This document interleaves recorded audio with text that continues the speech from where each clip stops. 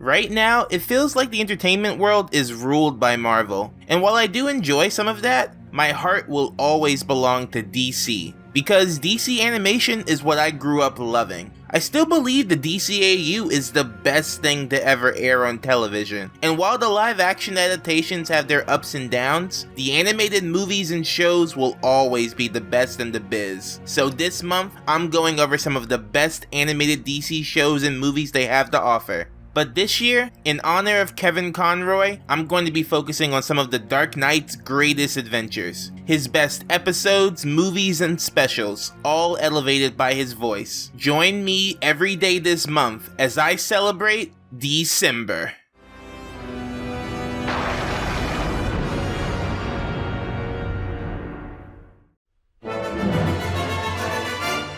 Hello and welcome back to DCember. Today, we're taking a look at one of the most haunting episodes of the new Batman adventures. Over the Edge focuses on the greatest fear of every single member of the Bat family. What would happen if one of them died? The episode starts with Batman and Robin running from Gordon and the police. Already, you're thinking, what's happening here? Gordon has always been the person who advocated for Batman, worked with him. They even became close friends, and now we see him hunting Batman down, and furthermore, he's not calling him Batman, he's calling him Wayne. Yep, he knows who Batman is, and it doesn't look like he's happy about it. After evading the police and meeting up with Nightwing, my favorite Batman character, which isn't important, but hey, it's the first time I've mentioned him, the team go over what got them into this situation. It turns out that while fighting Scarecrow, Batgirl was attacked and pushed off a building, not only falling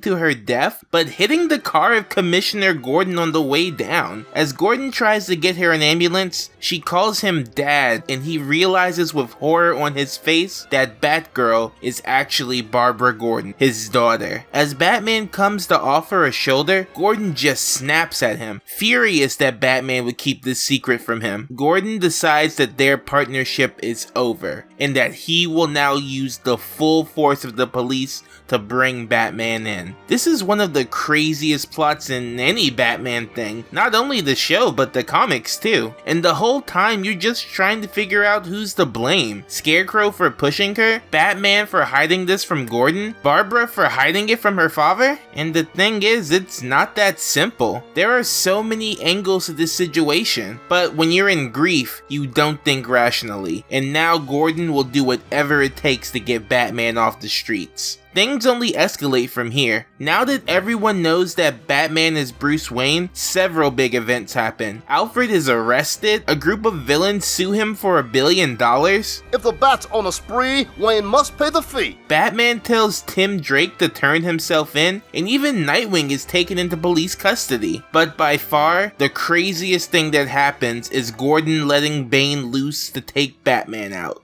Gordon has always been this unshakable force of justice in Gotham, the ideal cop, but this has pushed him so far that he's willing to risk Gotham's safety to take out the man that took his daughter away. All the voice actors are performing their hearts out in this episode too. You can just feel the pain in their voices. And it's matched with some stellar animation as well, especially some of the facial expressions and the scene where Batgirl hits the car. It's just so visceral, I jumped when it happened. It was supposed to be a head-on crash, but they were told to rewrite it to be less violent, and I think this actually works better this way. The episode comes to an end after Bane goes against Gordon's orders and almost knocks him off a building, but Batman comes to his aid. But while Batman is preoccupied with him, Bane throws the bat signal at him, sending both of them falling to their deaths.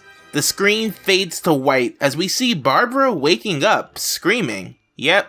This was all just a dream, brought on by the Scarecrow's fear toxin. It made her live through her greatest fear, her dying without telling her dad she's Batgirl. She decides to tell him over dinner, but Gordon stops her, telling her that he trusts her decisions, and that she has nothing to explain to him, implying that he already knows she's Batgirl, as the two embrace. This episode is a ride from start to finish. I know some people might call it a cop-out, being a dream and everything, but I still think it makes a great what-if story, and seeing how things could actually go down like this makes you appreciate the main cast even more. And this episode will go on to have lasting effects in the series. In the comic series of Batman Beyond Volume 2, Issue 13, she's shown to have lasting effects from the fear toxin she was dosed with, and is plagued with nightmares every 4 or 5 years of the event. Even if it didn't actually happen, the events that took place in the episode still meant something, especially to Barbara, who saw it all with her own 2 eyes. I'll see you tomorrow for more December.